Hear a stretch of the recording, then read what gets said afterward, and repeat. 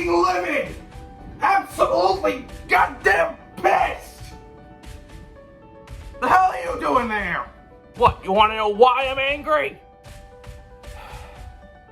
Splatoon 3 releases September the 9th. That day is my birthday. I watched the freaking direct, and it looks like this is gonna be the end. Looks like after this, there's going to be no more Splatoon, which is like one of my favorite series, other than like Kirby.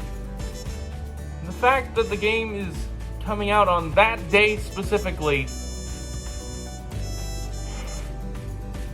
I don't like that. I don't. It makes me so mad.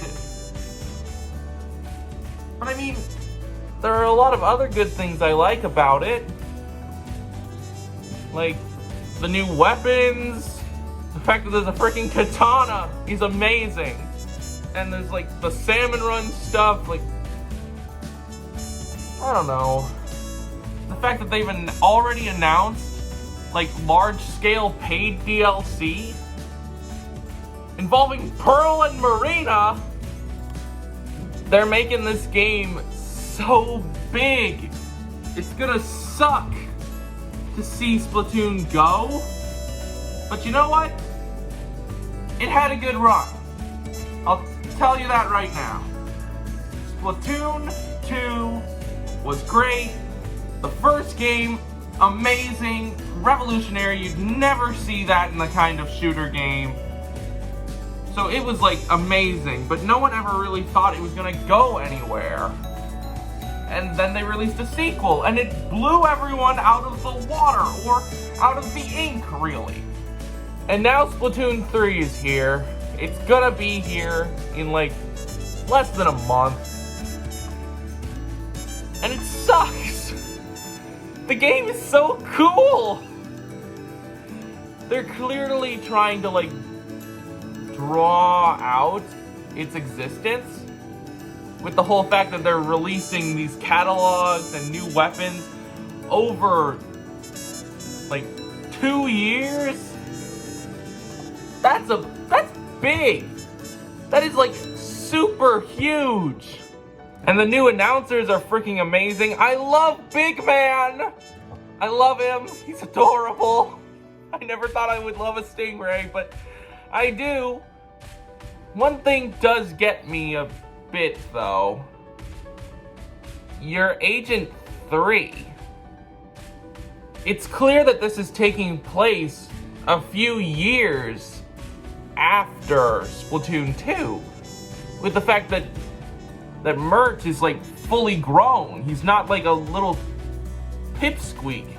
It's so weird. And it looks like the story mode is like gonna combine elements of the regular story mode and what they did with Octo expansion, because there are some timed things in there. Like, I'm just gonna say it right now. I'm excited for this. But at the same time, I'm not happy about it. Salmon Run, I never really played in Splatoon 2, but I'm definitely doing it now. Because seeing that, and Big Run, why would they invade? Why? Why would the Salmonids invade? Like, I don't get it. I mean, it could be the fact that Mr. Grizz sends people to attack them, but I don't know. And are we gonna see what Mr. Grizz looks like? Are we gonna see what's behind that bear-shaped radio? I don't know. I do have a theory, though. The whole mammalians thing, it's clearly going off of the end of Splatoon 2 Octo expansion, where it was confirmed that humans went extinct and that we are playing in a post-apocalyptic world. It was basically confirmed. So what I'm thinking is that Octavio is not the main villain here. I'm thinking Octavio, who is usually the one manipulating everything, is no longer in power. My guess for this is that you're gonna go through the game, get to the part where you fight Octavio, beat the snot out of him, and find out, oh wait, you got like half of the game done. And it reveals that Octavio was actually controlled by some kind of weird human octoling hybrid. That's just my personal theory, and I hope I'm right, but if I'm not, who the heck cares? The fact that the Splatfests are going to have 3 teams to pick from, that's big. Because in the past, it's only ever been 2 because there's only ever been 2 hosts. Because in the past, it was the Squid Sisters, and then later with Off the Hook. Which, clearly the paid DLC is going to tell us what happened to Off the Hook. I mean, that's clear, right? And the fact that Marie is wearing white, and Callie is wearing black. White was order, black was chaos. Something tells me that's going to be a lot more prominent. Because didn't Chaos win?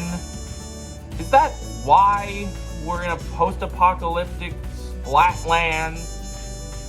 Or is it just that the Splatlands existed and we just never knew? Because clearly the Splatlands, it's based off of Tokyo, Japan. Like, that's clear. It's obvious with the, the traditional Japanese music, the fact that you see lanterns all over the place, and the way things are colored during Splatfest.